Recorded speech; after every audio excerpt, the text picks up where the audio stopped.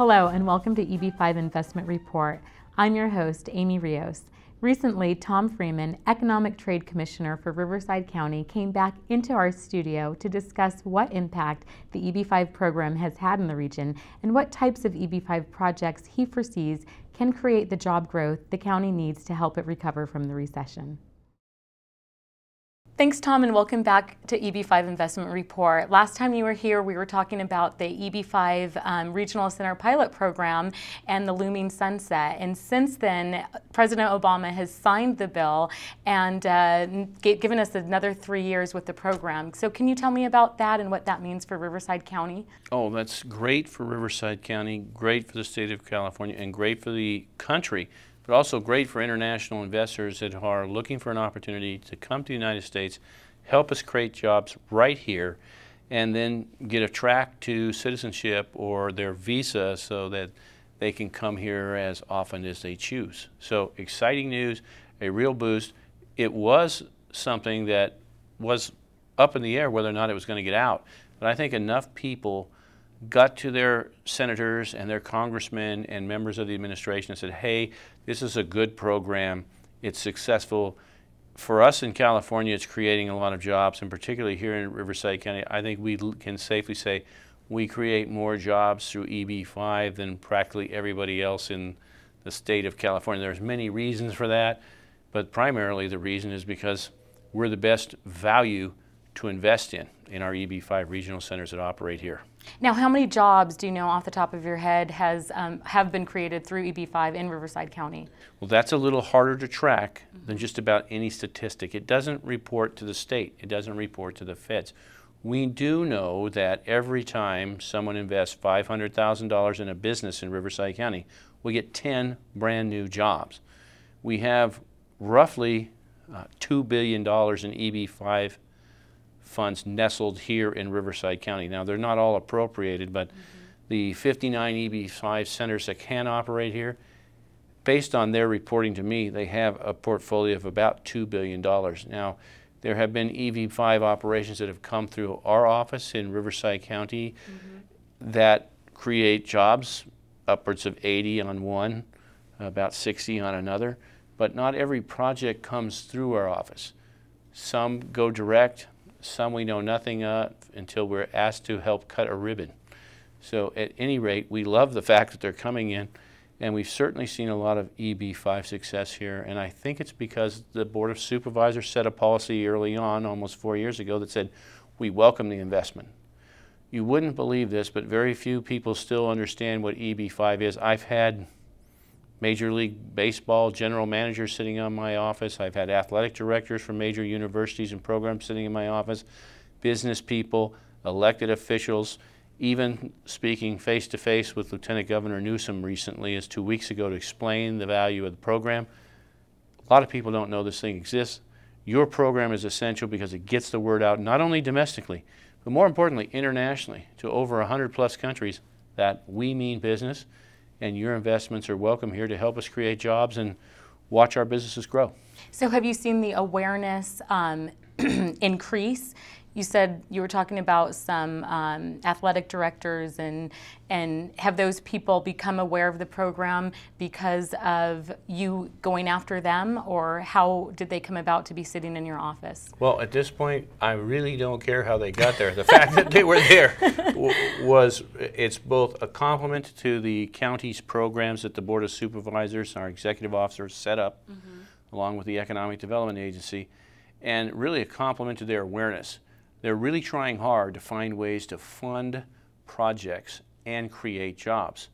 And if we look at a former general manager of one of the most successful Major League Baseball franchises on the planet, whose name I can't share with you, he's been in the office numerous times. They wish to create a sports arena for this region. All right, EB-5 is one of the tools that can make this happen. Now, as you know, we must do an analysis of how many jobs a project is actually going to create before we go out and solicit investors. So if we're looking at an arena for professional sports, or we're looking at an arena for a university, we have to know exactly how many jobs the arena will create once it's completed. Now, you mentioned the University Arena project. Now, we read that in the Press Enterprise that UCR was looking for funding for such a project. Do you know anything about this? What can you tell me about this? Well, what I can tell you, we have a dynamic athletic director at UCR, and Dr. Brian Wickstrom. And Dr. Wickstrom is out doing whatever he can to improve UCR. And his area of improvement is through the athletic program. There's not a person who's in the economic development business who wouldn't tell you that a stadium, arena, or high-level competency sports in the collegiate ranks, they create a lot of money for communities. So we all want to see Brian Wickstrom successful. And the way he goes about his business, he is a one-man band. He's out all the time trying to promote UC, Riverside, and their athletic department, and he's done that. He reaches out. He's already made one trip to China, and I think he should speak to the dollar pledge that he's already raised by his one-person effort. It is substantial. There's substantial interest in helping UCR build an arena, and it's safe to say that once he has completed an economic analysis of the project and knows how many jobs there are, there's going to be plenty of international investors, and I think domestic investors, that want to be at the table and be a part of something special that Dr. Wickstrom is creating at the University of California at Riverside. Now, are they seeking EB-5 funding? Are they seeking to go, are they coming up with a business plan right now? Or are they going to try to go through a regional center or do the E2 route? Do you know? Well, I don't know that, but I can believe in the UCR case under Brian Wickstrom's leadership, he's got multiple tracks. This is one talented individual who will not miss a trick.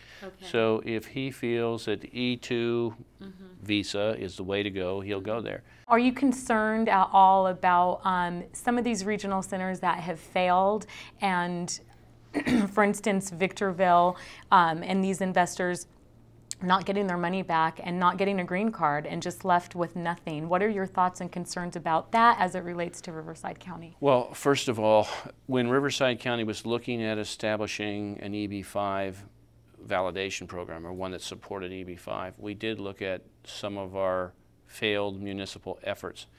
And what you saw was that where the government was operating an EB-5 center, it was unsuccessful. Where the private sector was operating, they were flourishing. So when the private sector ran it, it ran like a business. When some local governments and some state governments ran them, they didn't fare so well. I'd want to make sure that the EB-5 Center had a track record of success. I'd want to make sure I was going to get my investment returned to me. I was going to make sure that I got my visa for myself and my family. And I'd want to make sure that I did my background checking on these firms to make sure they're reputable. The vast majority are. But again, the case you mentioned is well documented. It's one that it would be comical if it wasn't so sad, because it hurts so many people. You know, investors were bilked out of their monies. They did not get their visas. Business is not fail-safe, but you will see the shift, the international investor looking for more projects, and we talked about it earlier, with municipal governments. Municipal governments, when they declare bankruptcy, if they had to, they can't discharge their debt in the way that we would in the private sector. So they must repay the debt. Maybe it's restructured, but they eventually get their money back. So working with a municipal government is a good track. Like I said, schools, colleges, universities, local city hall, the water districts, these types of places are good.